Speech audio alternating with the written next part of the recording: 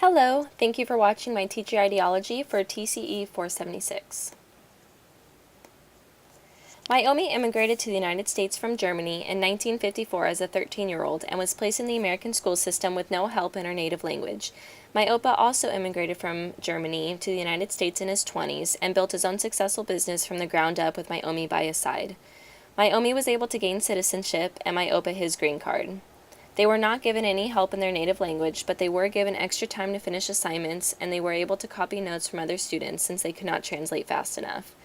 I believe that my family's views, and my views early on about bilingual education, come from the facts that since my grandparents were able to learn the language without any extra help, why can't everyone else? Since my grandparents came over from Germany, they had very fair skin. Along with my other grandparents, whose family has been over in the United States for about hundreds of years, I have very fair skin as well. Along with this comes white privilege. Growing up, I have never heard this word, possibly because I never realized it, or because I was never in the position of learning about it. Looking back, I'm sure I had white privilege without even realizing it. Even though my family had views about bilingual education early on in my life, and that trickled over to my life, while going through these ESOL classes, my views have changed. I believe that students should be able to have a bilingual education in order to continue to excel in their first and second language. I want these students to be literate in both languages in order to have no native language loss.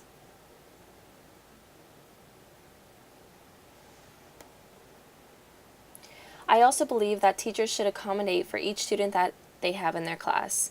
Even if we don't talk about bilingual education, each teacher should be accommodating for each student. So why is this different for non-native speakers? I will not make my students assimilate into the system, and I should not be able to have them accommodate my teaching style. I should be able to accommodate that for them instead. I want to make the students in my classroom know that I will hold no deficient views of any student who walks through my door. I do not think a person has less worth or intelligence just because of their race or culture. I think I can overcome this by expressing to the students how I am an educator for social justice. And finally, I believe that the dominant curriculum will not be showcased in my classroom. Instead of focusing on the mainstream ideology, I will be focusing more on understanding of each student and how this subject can relate to their well-being. With this, I believe that I can make a change in bilingual education. So thank you for watching my teacher ideology.